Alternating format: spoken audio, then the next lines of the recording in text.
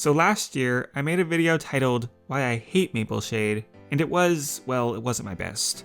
I ended up removing it a couple months later. But looking back, I know exactly where I went wrong. In that video, I attacked Mapleshade fans, and if you're trying to convince someone of your point of view, attacking them is the absolute worst thing to do.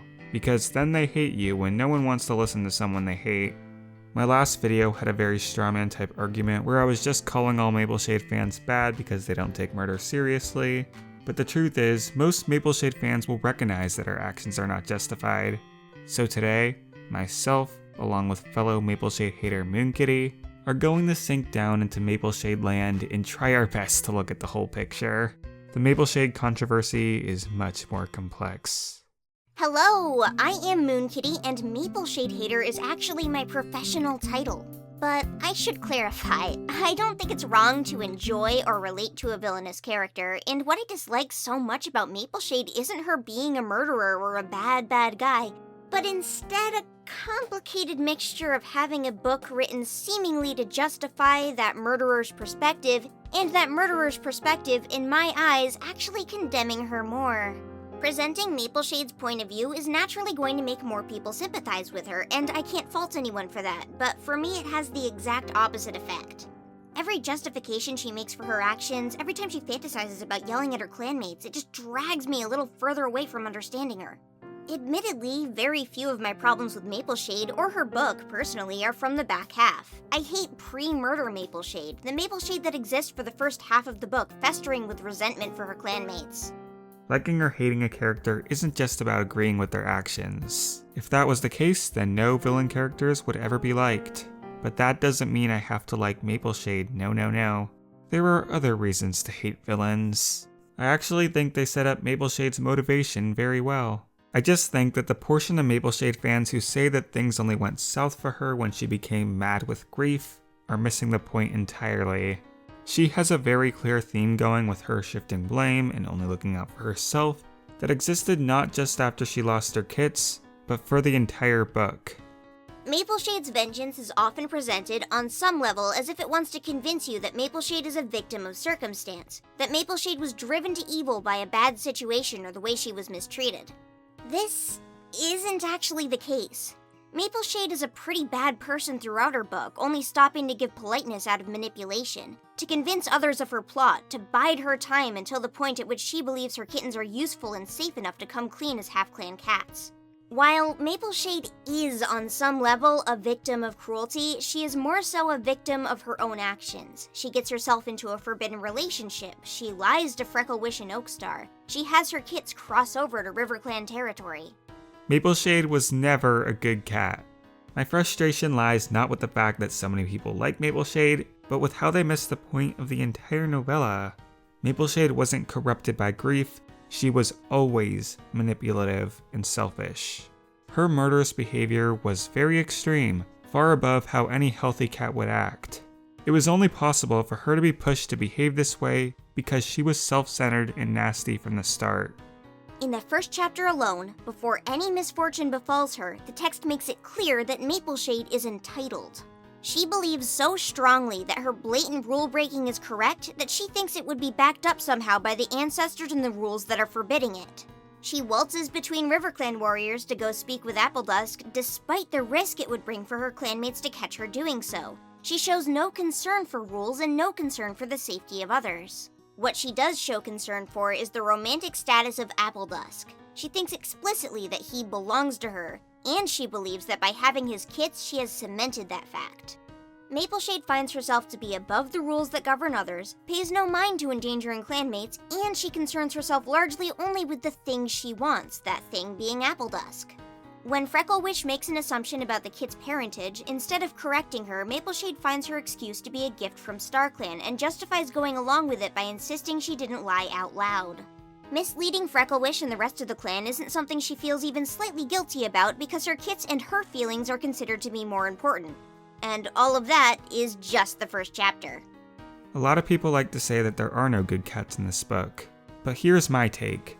Frecklewish and Ravenwing are almost entirely innocent, and Appledusk is a filthy cheater, but still has his redeeming qualities. Mapleshade's story is about her doing awful things and shifting the blame in order to clear her own guilt. Which, don't get me wrong, that's great for a villain, but what's not great is saying that these cats deserve to die. Ravenwing is killed because he spilled the truth about Appledusk being the father of Mapleshade's kits, leading to her exile, which led to the kits' deaths. When 1. Mapleshade disrespected the legacy of a dead ancestor, Birchfall, when she pretended her kits belonged to him. As a medicine cat, it's literally his job to respect ancestors. He would be breaking his vow to StarClan if he allowed a dead clanmate to be used like that. 2. He had a sign that the 3 kits didn't belong. If the truth didn't come out now, it would have come out later and caused just as much trouble. Mapleshade was even planning on letting the truth out herself. 3. Exiling the kits was not the cause of the kits' deaths. Mapleshade making them cross the river in a storm was. Frecklewish is killed because she watched Mapleshade's kits die instead of helping, when 1. She didn't even watch long enough to know that the kits died. We saw Nettlepaw being shocked by the news. 2. Mapleshade disrespected the name of her dead brother, and I wouldn't expect her to be thinking any more clearly than Mapleshade while she was still in shock. 3. Not even Mapleshade could swim. She had to be saved by Appledusk. There was no reason for Frecklewish to think she could have done anything for the kits above what the RiverClan Patrol could have done. Don't get me started on Frecklewish. As Akira said, when talking about Mapleshade, something that comes up quite a lot is the idea that there are no good cats in the book. And I think that's entirely untrue.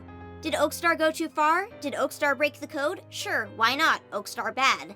But what about Ravenwing, who was just doing his job as a medicine cat, or Frecklewish?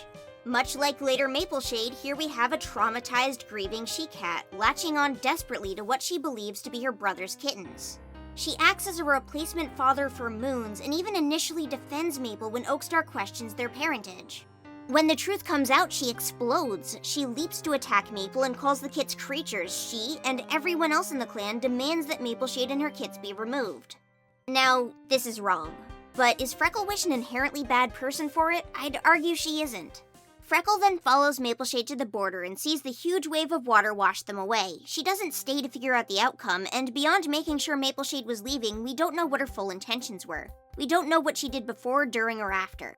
But her actions when later confronted by Mapleshade lead me to believe she acted in fear and anger, not any sort of malice. She seems visibly upset when Mapleshade mentions the kit's death, and only becomes angry enough to attack her after Mapleshade further taunts her. Finally, Appledusk. I won't defend his cheating, but I will point out the fact that he saved Mapleshade's life in the river. He's a jerk, but I don't think he was actively trying to ruin Mapleshade's life. Just stitching her for the sake of self-preservation. A little scummy, but he didn't deserve to die. He came clean to his clan, and both Darkstar and Reedshine chose to forgive him. He had a path to redemption that could only be satisfied with his breaking apart from Mapleshade. Is he selfish? Yes. But Mapleshade is the queen of being selfish. If any cat deserves Appledusk making a sacrifice for their sake, it's not her. One thing always sticks in my mind, though. Why is Mapleshade so desperate for her kits to be eventually recognized as half-clan? She only begrudgingly keeps it a secret to begin with, and treats it as a necessary inevitability for them to be revealed. But again, the answer is right there in the first chapter. Mapleshade curled her lip.